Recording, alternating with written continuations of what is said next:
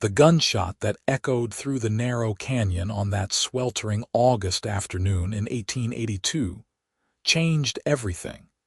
And Clara Patterson knew in her bones that if she did not act within the next handful of minutes, a boy would die on the dusty trail outside Taylorsville, Utah.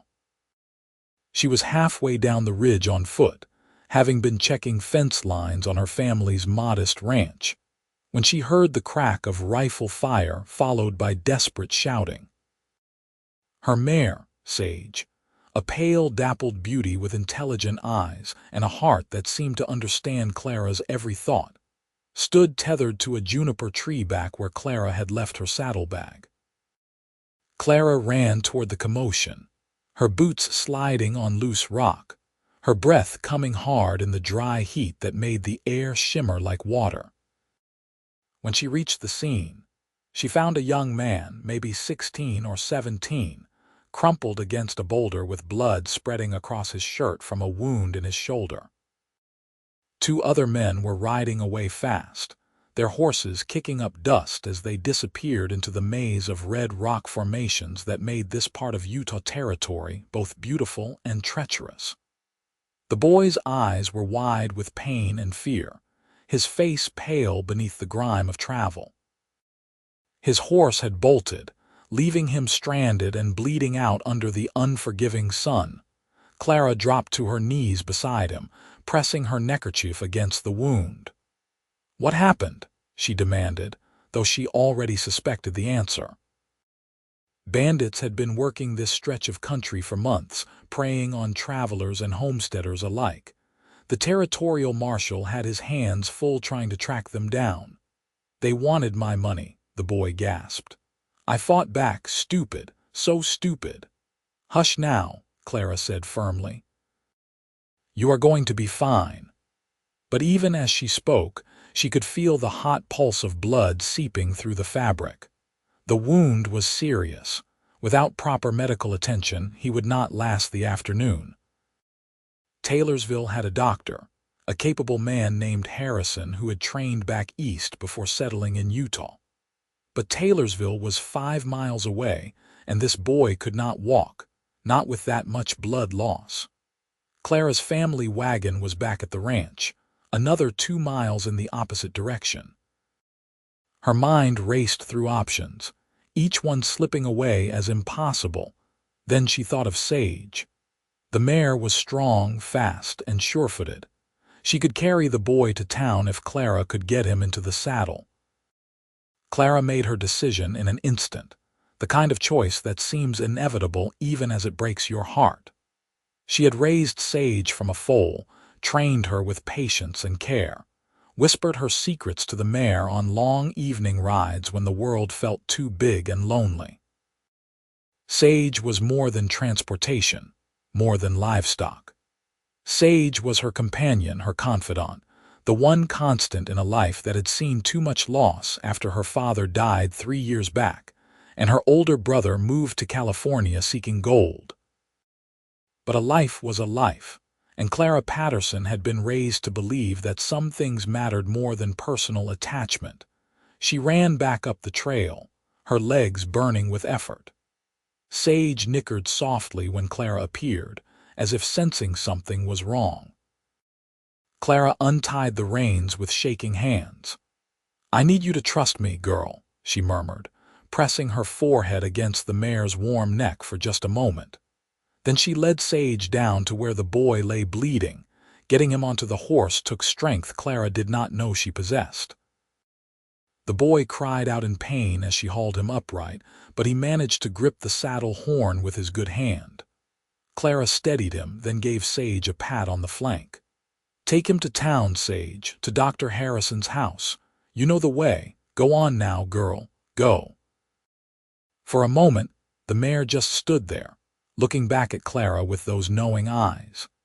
Then, with a toss of her head, Sage began walking carefully down the trail toward Taylorsville, moving with the cautious precision of a horse who understood she carried precious cargo. Clara watched them disappear around a bend, her heart feeling like it had been carved out of her chest with a dull blade. She stood alone in the canyon as the sun beat down mercilessly, and only then did she allow herself to sink onto a rock and put her face in her hands. She did not cry, though. Clara Patterson had learned long ago that tears were a luxury she could not afford. Instead, she took a deep breath, gathered herself, and began the long walk back to the ranch. Her mother would be furious that Clara had given away their best horse, but her mother had not been there to see that boy's eyes, had not felt his blood on her hands. Some decisions you made with your head, and some you made with your heart. And Clara had always been the kind of person who led with her heart even when it cost her. The sun was setting by the time she made it home, painting the Utah sky in shades of orange and purple that would have been beautiful if Clara had the energy to appreciate them. Her mother, Margaret Patterson, stood on the porch of their modest ranch house with her arms crossed and her mouth set in a tight line. "Where is Sage?" she asked before Clara even reached the steps. Clara told her the whole story, standing in the dusty yard with her clothes stained with a stranger's blood. Her mother listened without interrupting, her expression growing more troubled with each word. When Clara finished, Margaret was quiet for a long moment, staring out at the darkening landscape. "You gave away our best horse," she said finally. "The horse we were going to sell to pay for winter supplies." "I saved a life," Clara replied, hearing the defensiveness in her own voice. "You saved a stranger's life at the expense of your own family." Margaret's voice was not angry, just tired, so very tired. "Clara, I know you have a good heart, but good intentions do not keep us fed. That horse was worth $80. How do you propose we make up that money?" Clara had no answer. She knew her mother was right, knew that in the harsh arithmetic of frontier survival, sentiment could be a dangerous indulgence. But she also knew she would make the same choice again if faced with that dying boy and his desperate eyes. "I will find a way," she said quietly. "I will work extra. I will take in mending. Something." Her mother sighed and shook her head, but she did not argue further. "Get inside and clean yourself up. You look like you have been through a war." That night, Clara lay awake in her narrow bed, listening to the coyotes howl in the distance and thinking about Sage.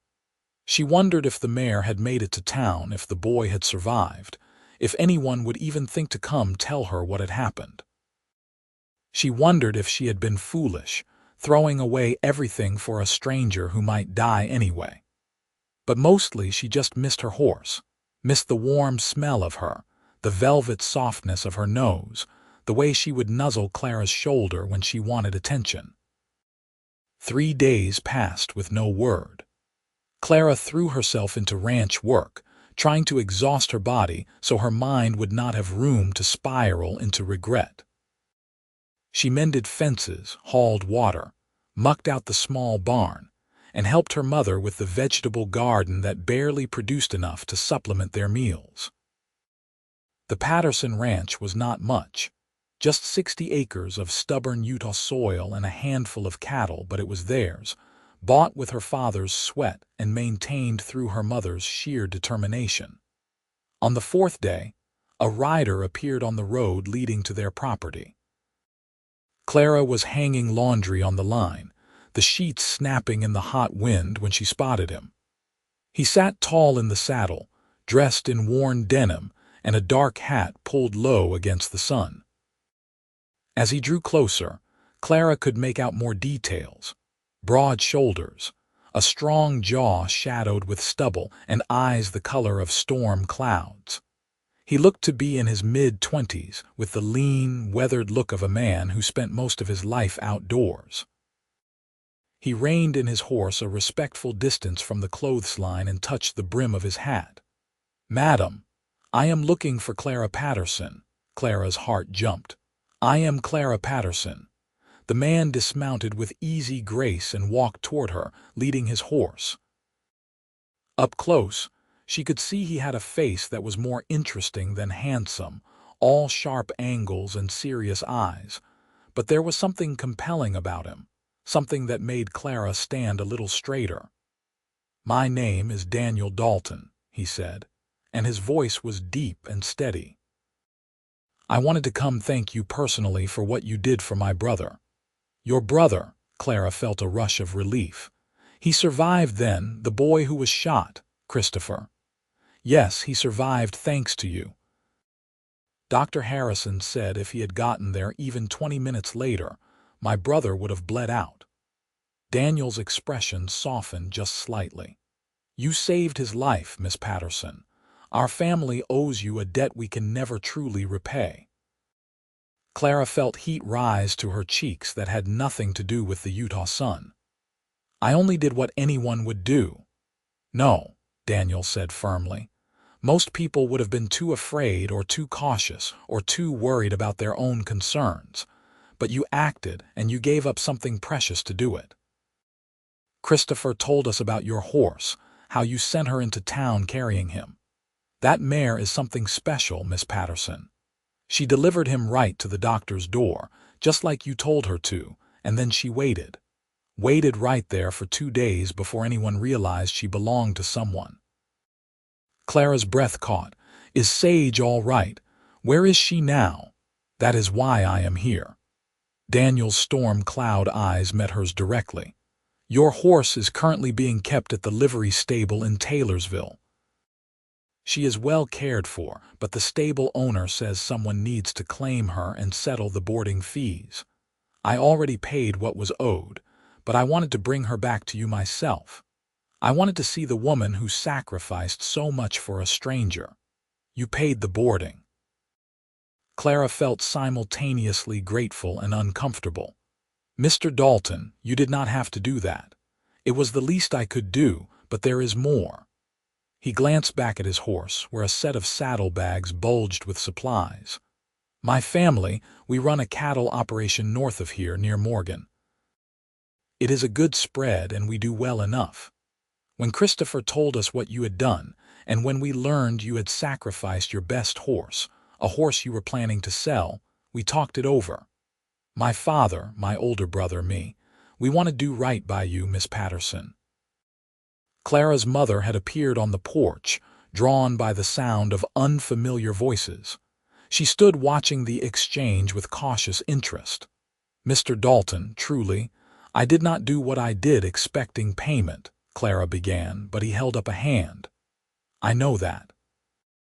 It makes it all the more important that you accept what I am offering." He untied one of the saddlebags and opened it, revealing a stack of bills that made Clara's eyes widen. $100. Enough to cover the value of your horse and then some. Enough to help your family through the winter. $100. Clara stared at the money as if it might vanish if she blinked. That was more than she had seen in one place in years. It would buy winter supplies, pay for repairs to the ranch house, maybe even let them purchase another horse or two to expand their small operation. "I cannot accept that," Clara heard herself say, even as part of her mind screamed that she was being foolish. "It is too much." "It is not enough," Daniel replied quietly. "There is no price that matches the value of a brother's life, Miss Patterson. Please, let my family do this. Let us settle the debt." Margaret Patterson descended from the porch, her skirts swishing. "Mr. Dalton, I am Clara's mother. Margaret Patterson. Might I have a word with my daughter?" Daniel nodded and stepped back politely, giving them space. Margaret pulled Clara aside, her voice low but intense. "Clara Marie Patterson, if you refuse this money out of some misguided sense of pride, I will tan your hide myself. That man is offering us a lifeline. It feels like taking advantage," Clara whispered back. "It is not. It is accepting gratitude. There is a difference." Her mother's face softened just slightly. "You did a good thing, sweetheart, a brave thing. Let someone say thank you properly. Lord knows we need the help." Clara looked over at Daniel Dalton, who stood patiently holding his horse's reins, waiting for her decision. There was something in his eyes, something honest and open that made her trust him. She thought about Sage, waiting in a stable in town. She thought about the long winter ahead, and her mother's worn hands and the leaking roof on the barn. "All right," she said, turning back to him. "I accept your family's generosity, Mr. Dalton, and I thank you for it." Relief crossed his face, transforming it briefly into something approaching a smile. "I am glad. Now about your horse. Would tomorrow be convenient for me to bring her back? I have business in Taylorsville later today, and I could collect her then, deliver her here in the morning." "Tomorrow would be fine," Clara said, her heart already lifting at the thought of seeing Sage again. "We are not going anywhere." Daniel handed her the saddlebag with the money, and Clara took it with careful hands as if it might break. "Until tomorrow, then, Miss Patterson. Mrs. Patterson." He nodded to both of them, swung back into his saddle with that easy grace, and rode away down the dusty road. Clara and her mother stood side by side, watching him go. "That," Margaret said thoughtfully, "is a good man. A rare thing in these parts." Clara did not reply, but something in her chest had shifted, some small seed of feeling that she did not quite have a name for yet. She carried the saddlebag inside and placed the money on the kitchen table, where it sat like a promise, like the answer to prayers she had been too proud to speak aloud. That night, she dreamed of storm-cloud eyes and a voice like steady thunder. Daniel Dalton arrived the next morning just after sunrise, leading Sage behind his own horse. Clara saw them coming from the window where she had been watching the road since she woke up, and she ran out to meet them without bothering to grab her hat or even smooth down her hair, which hung in a thick braid over one shoulder. Sage whinnied when she saw Clara, tossing her head and prancing with barely contained excitement. The moment Daniel released the lead rope, the mare trotted forward and shoved her nose against Clara's chest, nickering softly. Clara wrapped her arms around Sage's neck and breathed in the familiar scent of her, feeling tears prick at her eyes for the first time since this whole affair began. "I missed you too, girl," she whispered. "I missed you so much." Daniel dismounted and stood a respectful distance away, his expression gentle as he watched the reunion. When Clara finally pulled back from Sage and wiped at her eyes self-consciously, he said, "She is a fine horse, smartest I have ever seen." The doctor said she stood vigil outside his office like she was standing guard, would not let anyone move her except to the stable. "She is special," Clara agreed, running her hand down Sage's neck. Then she looked up at Daniel, really looked at him in the clear morning light. He had a scar above his left eyebrow and calluses on his hands that spoke of hard work. There was something solid about him, something dependable. "Thank you for bringing her back, and thank your family again for the money. It means more than you know. It is us who should be thanking you."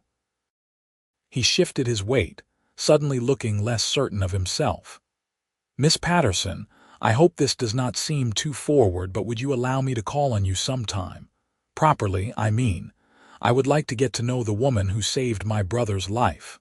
Clara felt her breath catch. She had not expected this, had not let herself even consider the possibility, but now that he had asked, she found she wanted him to call on her very much. "I would like that, Mr. Dalton." "Daniel," he said, and now he really did smile, and Clara discovered that when Daniel Dalton smiled, it transformed his entire face into something warm and wonderful. "Please call me Daniel." "Daniel," she repeated, testing the name. "Then you must call me Clara, Clara." The way he said it made her name sound like something important, something worth saying carefully. "Would this Sunday be acceptable? I could come by in the afternoon if that suits you. Sunday would be perfect." They stood there smiling at each other like fools until Margaret appeared on the porch and called out, "Mr. Dalton, have you had breakfast? It is the least we can do after you rode all this way." Daniel accepted the invitation, and soon they were all seated around the Patterson kitchen table, eating eggs and biscuits and drinking strong coffee. Daniel told them about his family's ranch, about his father who had come west from Missouri in the 1860s, about his two brothers and his younger sister. Christopher, the boy Clara had saved, was the youngest at 17, prone to adventures and not always wise about assessing danger. Their older brother, Michael, helped their father run the ranch, while Daniel handled the business side of things, managing sales and contracts with buyers in Salt Lake City. "It is hard work," Daniel admitted, "but good work, honest work. We have built something solid up there." Clara found herself studying his hands as he talked, the way they moved with confidence, the strength evident in the long fingers and broad palms. She imagined those hands gentling a nervous horse or mending a fence, or holding something precious with careful attention. The thought made warmth spread through her chest. After breakfast, Daniel took his leave, promising to return Sunday. Clara walked him to his horse, with Sage trailing along behind her like a shadow. "I am looking forward to Sunday," she said, and meant it more than she had meant anything in a long while. "As am I." He hesitated, then added, "Clara, I meant what I said earlier. What you did, it was not just brave. It was the kind of good that is rare in this world. I would like very much to know you better." Then he rode away, and Clara stood watching until he was just a speck on the horizon, her heart doing complicated things in her chest. The days until Sunday passed with agonizing slowness. Clara found herself thinking about Daniel at odd moments, while she was feeding chickens, or mending her work dress, or lying in bed at night. She wondered what he was doing, whether he thought about her too, whether Sunday would live up to the strange, shimmering anticipation that had taken up residence under her ribs. Her mother noticed her distraction and said nothing, but there was a knowing look in her eyes and a small smile that played around her mouth when she thought Clara was not watching.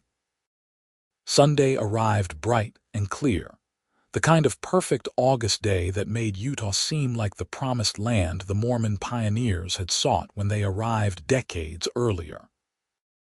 Clara put on her best dress, a simple blue cotton that she had made herself, but that fit her well and brought out the color of her eyes. She left her hair down, held back from her face with combs, because it was her one vanity, thick and dark and falling past her shoulders in waves. Daniel arrived exactly when he said he would, riding up to the house with a small bouquet of wildflowers that he must have picked along the way. The sight of this serious, strong man holding delicate flowers made something in Clara's chest squeeze tight. "These are for you," he said, handing them over with an endearing hint of nervousness. "They are not much, but I thought you might like them." "They are beautiful," Clara said honestly, bringing the flowers to her nose to breathe in their faint, sweet scent. "Thank you." They walked together, leaving the horses in the small corral and heading toward the creek that ran along the edge of the Patterson property.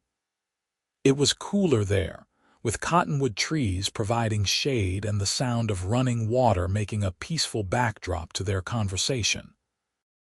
At first they talked about safe things: the weather, the ranching business, the state of the territory. But gradually, as they walked along the creek bank, their conversation deepened.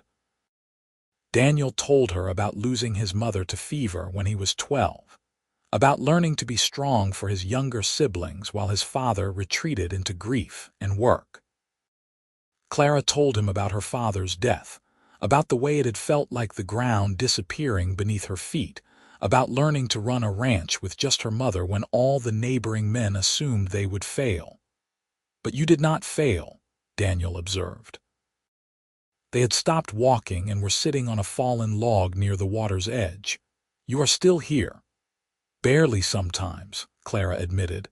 "It has been hard, harder than I ever let on to my mother, but we are stubborn, the Patterson women. We do not give up easily. I noticed that about you, Daniel said, and there was warmth in his voice that had nothing to do with the temperature. When I first heard the story of what you did, I thought you must be either very brave or very foolish. But now I think you are just someone who sees what needs to be done and does it, regardless of the cost to yourself. Clara looked down at her hands, folded in her lap. I do not feel particularly brave most of the time. Mostly I just feel tired. But when I saw your brother bleeding out in that canyon, there was not any choice. Not really. How could I live with myself if I had walked away? Most people would have found a way to justify it, Daniel said quietly. He reached over and gently tilted her chin up so she had to meet his eyes. Clara, you are remarkable. I knew at the moment Christopher told me what you had done. I knew I had to meet you, had to see for myself if someone that good could truly exist. His hand was still on her chin, his touch light but deliberate. Clara's heart hammered against her ribs. And now that you have met me, now I am certain, he said. And I am wondering if you would give me permission to court you properly, to see if what I am feeling might lead somewhere real. Clara had been courted before, briefly, by a boy from Taylorsville who lost interest when he realized she came with responsibilities and a struggling ranch rather than a dowry. But this felt different. Everything about Daniel felt different. He was not a boy looking for an easy path. He was a man who understood hard work and sacrifice, who saw her clearly and seemed to value what he saw. Yes, she said, the word coming out barely above a whisper. Yes, Daniel, I would like that very much. He smiled then, that transformative smile that made her feel like the sun had come out from behind clouds. His hand moved from her chin to cup her cheek, his thumb brushing gently across her cheekbone. May I kiss you, Clara? She nodded, not trusting her voice. He leaned in slowly, giving her time to pull away if she wanted to, but pulling away was the furthest thing from her mind. When his lips met hers, it was gentle and sweet and filled with promise. The kiss lasted only a moment, but it felt like everything, like the beginning of a story Clara had not known she was waiting to tell. When they pulled apart, Daniel rested his forehead against hers. I am going to do right by you, he promised. I am going to be the kind of man who deserves someone like you. You already are, Clara whispered back. They spent the rest of the afternoon by the creek, talking and laughing and stealing occasional kisses when the mood struck them. Daniel told her stories about his childhood, about learning to ride before he could properly walk, about the time he and Michael got lost in the mountains for 2 days, and their father nearly went gray with worry. Clara told him about training Sage, about the first time she successfully delivered a calf on her own, about her dream of expanding the Patterson ranch into something truly prosperous. Maybe I could help with that, Daniel said thoughtfully. My family has connections with buyers and other ranchers. We could introduce you around, help you get better prices for your cattle. I do not want charity, Clara said immediately, then softened her tone when she saw him flinch slightly. I appreciate the offer, truly. But I need to know I built something myself. That is not charity, Daniel replied. That is what people who care about each other do. They help each other. But I understand the need to prove yourself. I felt the same way when I took over the business side of our operation. My father wanted to hold my hand through every deal, and I had to convince him to let me succeed or fail on my own merits. And did you? Succeed, I mean, spectacularly in some cases. And I failed a few times too, made mistakes that cost us money. But I learned, and now my father trusts my judgment completely. He took her hand, lacing their fingers together. All I am saying is, when you are ready, I am here. As a resource, as a friend, as whatever you need me to be. The sun was beginning to set by the time they walked back to the house, their hands still intertwined. Margaret was on the porch shelling peas, and she gave them both a knowing look that made Clara blush. Daniel said his goodbyes politely, kissed Clara's hand in a gesture that felt both old-fashioned and utterly romantic, and rode away with a promise to return the following Sunday. "That man is in love with you," Margaret said as soon as he was out of earshot. "Mother, we only just met," Clara protested, but she could not keep the smile off her face. "Some things you just know," her mother replied sagely. "Your father and I knew within a week of meeting each other. When it is right, it is right. Do not overthink it, Clara." Clara carried those words with her through the following week, as she went about her chores with a lightness she had not felt in years. Everything seemed brighter somehow, more hopeful. Even the hard work of maintaining the ranch felt less burdensome when she could think about Daniel's smile, his steady presence, the way he had looked at her like she was something precious. He came again the next Sunday, and the Sunday after that. Each visit deepened what was growing between them. They rode out together on Sage and Daniel's horse, exploring the countryside and talking about everything and nothing. He told her his dreams of expanding his family's operation, maybe buying land in Montana where the grazing was supposed to be even better. She told him her fears about failing, about letting her mother down, about ending up alone and struggling forever. "You are not going to end up alone," Daniel said with such certainty that Clara almost believed him. "You are too full of life and goodness to end up alone, Clara. And even if everything else fell apart, you would figure it out. You are a survivor." On his fourth visit, in late September when the Utah air was beginning to hint at the coming autumn, Daniel brought his younger brother Christopher to meet Clara. The boy was thin still, recovering from his wound, but his eyes were bright and grateful when he shook Clara's hand. "You saved my life," he said simply. "I will never forget that. I will never forget what you sacrificed for me." "I am just glad you are all right," Clara replied, and meant it. Seeing him healthy and whole made every moment of doubt she had experienced worth it. Christopher stayed for dinner, charming Margaret with his earnest manner and making Clara laugh with stories about Daniel's childhood. "He was always the serious one," Christopher said. "Michael and I would get into trouble and Daniel would be the one trying to talk us out of it, warning us about consequences. He was like a little old man even as a boy." "Someone had to keep you two alive," Daniel said dryly, but there was affection in his voice. Watching him with his brother, seeing the easy bond between them, Clara felt her feelings for him deepen into something that felt an awful lot like love. After dinner, she and Daniel walked out to the corral where Sage was grazing peacefully. The sun was setting in a blaze of orange and pink, painting everything in golden light. Daniel leaned against the fence rail and pulled Clara close, his arm around her shoulders. "I have something I want to ask you," he said, his voice serious. "But I want to do it right at the right time.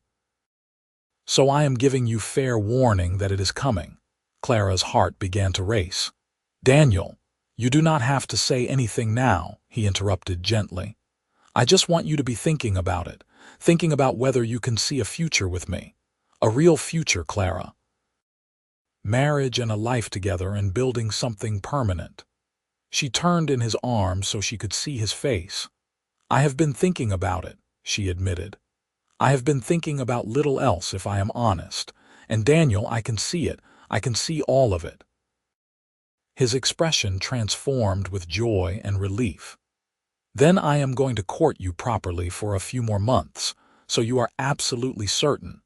And then I am going to ask you to marry me, and I am going to hope with everything in me that you say yes."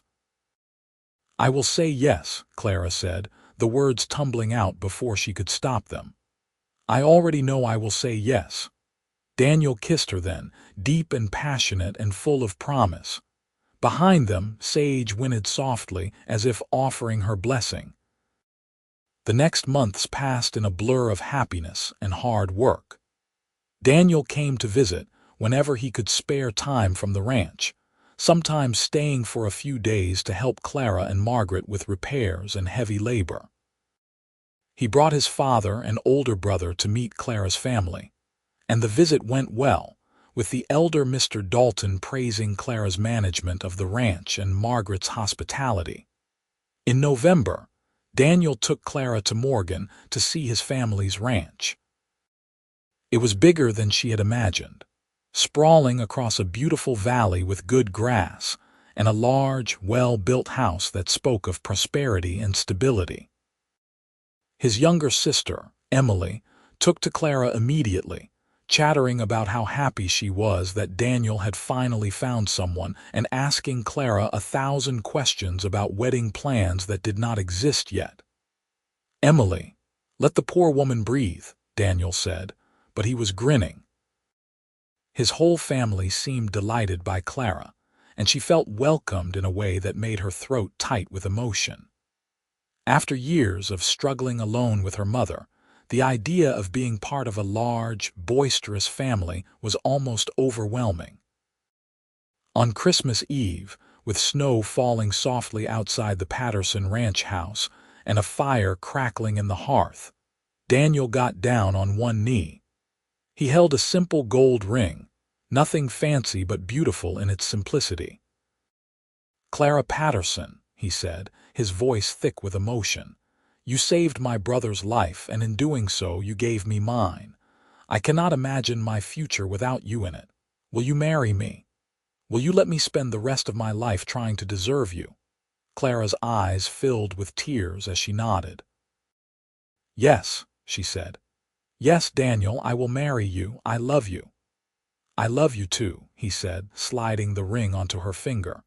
"I have loved you since the moment I first saw you standing in your yard, fierce and beautiful and so much stronger than you realize." They kissed while Margaret watched from the kitchen doorway, wiping at her own eyes with her apron. The wedding was planned for the following spring, giving them time to prepare and to finish the winter in their respective homes. Those months of engagement were both wonderful and difficult. Clara missed Daniel terribly whenever he was gone, but their reunions were sweet and full of planning for their future. They decided that after the wedding, Clara would move to the Dalton Ranch in Morgan, but they would keep the Patterson Ranch running with hired help, giving Margaret a steady income and keeping the land in the family. The wedding took place on a perfect May morning in 1883 in the small church in Taylorsville. Clara wore a dress of cream-colored silk that Margaret had worked on for months, with lace at the collar and cuffs. Daniel stood at the altar looking nervous and proud in his best suit, his brothers beside him as groomsmen. When Clara walked down the aisle on her mother's arm, his face lit up with such pure joy that Clara felt her own happiness overflow into tears. They spoke their vows clearly and firmly, promising to love and honor each other through whatever life brought. When the minister pronounced them husband and wife and Daniel kissed her, the small church erupted in applause. Clara became Clara Dalton, and the name felt right, felt like she had finally found where she belonged. The celebration afterward was lively, with food and music and dancing. Christopher cornered Clara at one point and said, "I am so glad you are my sister now. You saved my life, and now you have made my brother the happiest I have ever seen him. Thank you for being who you are. Thank you for being worth saving," Clara replied, kissing his cheek. As the party wound down and the sun began to set, Daniel and Clara said their goodbyes and rode away together toward Morgan and their new life. Sage followed behind, tied to the wagon that carried Clara's possessions. The mare seemed content, as if she understood that they were all heading home together. That first year of marriage was an adjustment. Clara had to learn the rhythms of a larger household, had to find her place among Daniel's family. There were moments of difficulty, times when she felt overwhelmed or homesick for her mother and the familiar routines of her old life. But Daniel was patient and understanding, always making sure she knew she was loved and valued. "This is your home too," he would remind her whenever she seemed uncertain. "You belong here just as much as any of us." Gradually, Clara did begin to feel at home. She took over management of the household alongside Emily, helped with the ranch work, and started implementing some of her own ideas for improving their breeding program. Her instincts proved sound, and within a year, the quality of their horses had noticeably improved, fetching better prices at market. In the spring of 1884, Clara discovered she was pregnant. The news filled her with a complicated mix of joy and terror.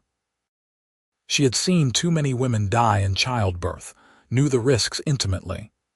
But Daniel's delight was so genuine, so wholehearted that she could not help but feel hopeful. "We are going to have a baby," he kept saying, as if he could not quite believe it. He became even more protective of her than usual, insisting she rest and not overwork herself. Clara tolerated his fussing because she knew it came from love, but she also continued doing most of her normal work because sitting idle made her restless.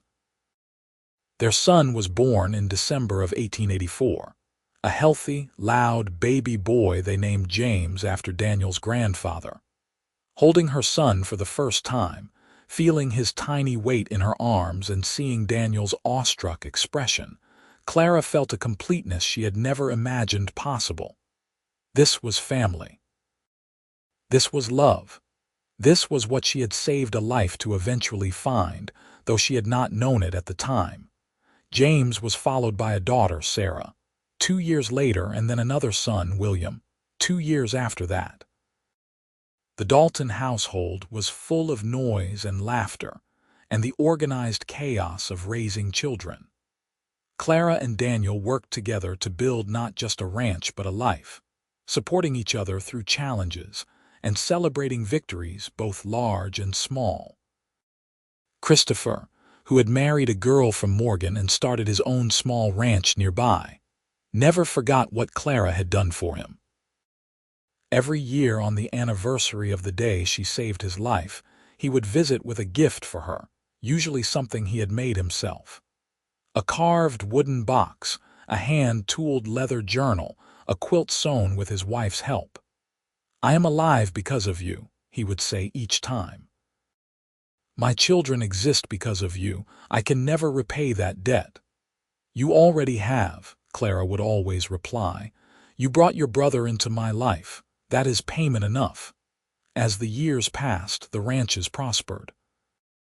The Patterson Ranch, managed by a capable foreman Clara had hired, provided steady income for Margaret, who eventually came to live with Clara and Daniel when the isolation of the ranch became too much for her. She adored her grandchildren and spent her days spoiling them and helping Clara with the household. Daniel proved to be everything Clara could have hoped for in a husband: loving, supportive, hardworking, and devoted. They had their disagreements, of course, moments of frustration or misunderstanding, but they always worked through them with honesty and care. Their love deepened with each passing year, growing from the bright, burning passion of new romance into something steadier and more profound, a partnership built on mutual respect and genuine affection. Sage lived to the venerable age of 22, spending her later years in comfortable retirement, grazing peacefully in the Dalton pastures and receiving treats from the children who adored her. When she finally passed quietly in her sleep one autumn night, Clara grieved deeply for the loss of her first true friend. Daniel held her while she cried and helped her bury Sage on a hill overlooking the ranch, marking the grave with a simple stone that read, "Sage, beloved friend who brought me home." By the turn of the century, Clara and Daniel had built something remarkable. Their ranch was one of the most successful in the region, known for quality livestock and fair dealing. Their children were growing into capable, kind adults who carried forward their parents' values. James showed a talent for business like his father. Sarah had her mother's gift with horses, and William was already talking about studying veterinary medicine. One evening in the summer of 1900, Clara and Daniel sat together on the porch of their home, watching the sun set over the mountains. They were both in their 40s now, their faces lined with the marks of hard work and laughter, their bodies bearing the evidence of lives fully lived. But when Daniel reached over and took Clara's hand, the gesture still made her heart flutter the way it had 18 years earlier when he first kissed her by the creek. "You ever regret it?" Daniel asked quietly. "Giving up Sage that day, starting this whole chain of events?" Clara thought about it, really thought about it. She thought about that terrified boy bleeding in the canyon, about the ache she felt watching Sage disappear down the trail, about the uncertainty and fear of those days before Daniel arrived. Then she thought about everything that had come after, the love, the family, the life they had built together. "Not for a single moment," she said firmly. "That decision led me to you, to our children, to this life. I would make the same choice 1,000 times over." Daniel lifted her hand to his lips and kissed it gently. "I thank God every day that you are the kind of person who sees someone in need and acts, consequences be damned. Your courage, your compassion, your stubborn refusal to walk away from suffering, that is what makes you who you are. That is what I fell in love with. That is what I will love until the day I die." "And I love you," Clara said, leaning her head on his shoulder, "for seeing value in a dusty ranch woman who gave away her best horse, for tracking that horse down and bringing her home, for giving me a life I did not even know I could dream of." "We gave each other that life," Daniel corrected. "We built it together." They sat in comfortable silence as the last light faded from the sky and stars began to appear overhead. The same stars that had watched over a young woman making an impossible choice in a canyon all those years ago. Clara thought about fate and choice, about how sometimes the hardest decisions lead to the most beautiful outcomes. Inside the house, they could hear their children's voices, Margaret's laughter at something James had said, the sounds of family and home. This was what love looked like after years of tending it carefully. Not just passion, though that remained, but partnership and comfort and the deep satisfaction of knowing you had chosen right. The years continued to roll by with the steady inevitability of seasons. Clara and Daniel aged gracefully together, silver threading through their hair, their movements slower but no less purposeful.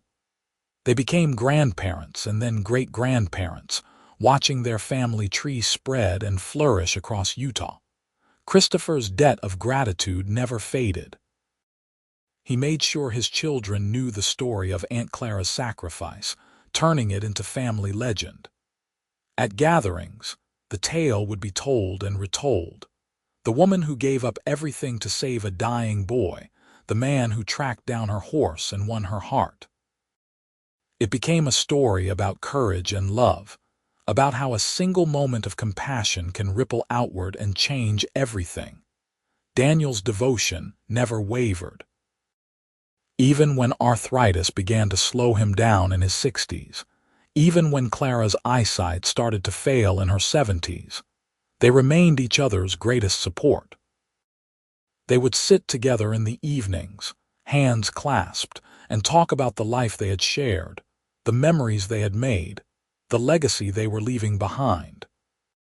"I have been thinking," Clara said one evening when they were both in their late 70s, the 20th century well underway and the wild west of their youth long since tamed into something more civilized. "About that day in the canyon.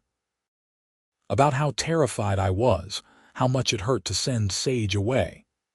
And," Daniel prompted gently, "and I think maybe the best things in life require sacrifice, Not the giving up of things that do not matter, but the surrendering of something precious for something more precious still. I gave up Sage, who I loved deeply, and in doing so I found you, who I love more than I knew it was possible to love anyone. She squeezed his hand, her grip still strong despite her age. That day I chose life over loss. I chose hope over fear, and it brought me here to this moment with you. Daniel's eyes were damp with tears. You gave me the greatest gift anyone has ever given me. You gave me yourself, your love, your life.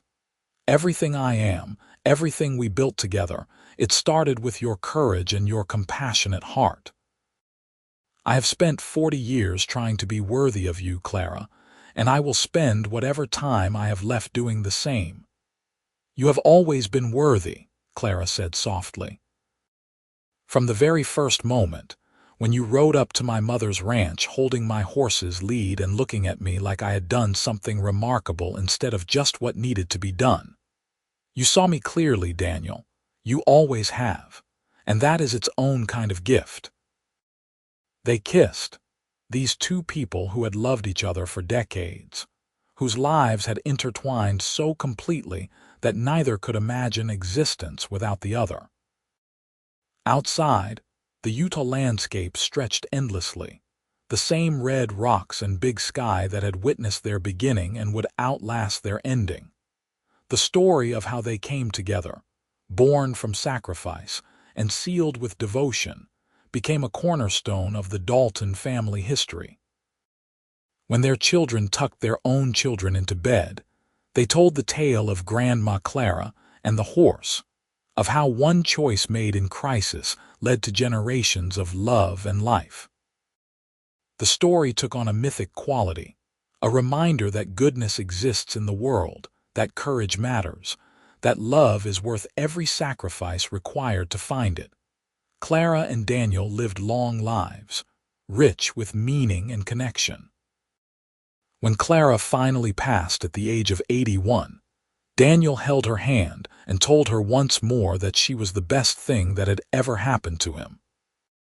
She died peacefully, surrounded by the family they had created together, her last words a whispered, "I love you," to the man who had tracked down her horse and stolen her heart. Daniel followed her 18 months later, his heart simply giving out now that the woman who had given it purpose was gone. They were buried side by side on the same hill where Sage rested, overlooking the ranch they had built and the land they had loved. Their great-granddaughter, a young woman with Clara's dark hair and Daniel's storm-cloud eyes, visited the graves often. She had grown up on the stories of her great-grandparents, had learned from them the values of courage and compassion and steadfast love.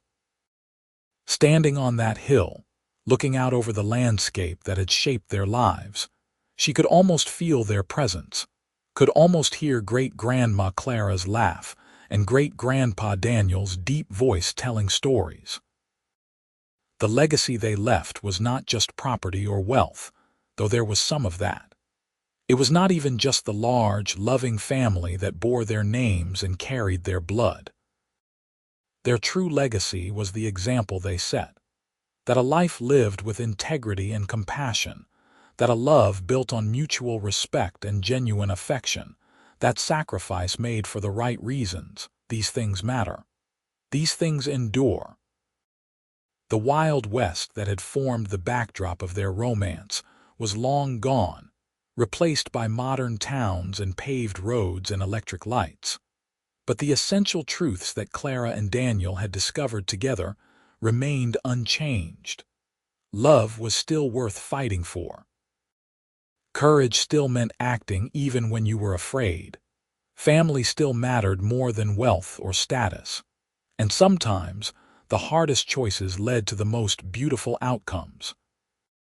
On summer evenings, when the air was clear and the stars came out bright over Utah, locals swore they could sometimes see two figures on horseback riding across the Dalton Ranch property. A man and a woman side by side, their laughter carrying on the wind. Whether it was truth or just wishful thinking, it did not matter.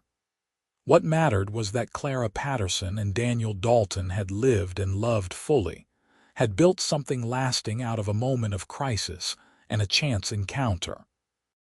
Their story, born from a single act of selfless courage and sealed by a cowboy's determination to track down a horse and return it to the woman he would come to love, became the kind of legend that frontier communities treasured. It was a reminder that even in the harsh realities of Western life, beauty and love and goodness could flourish, that a woman could sacrifice everything and find it returned to her 100-fold, that a man could see value where others saw only dust and struggle. That love, when true, could weather any storm and last beyond any single lifetime. And somewhere in the great beyond, Clara and Daniel rode together still, their beloved sage trotting alongside them, all three of them finally and forever home,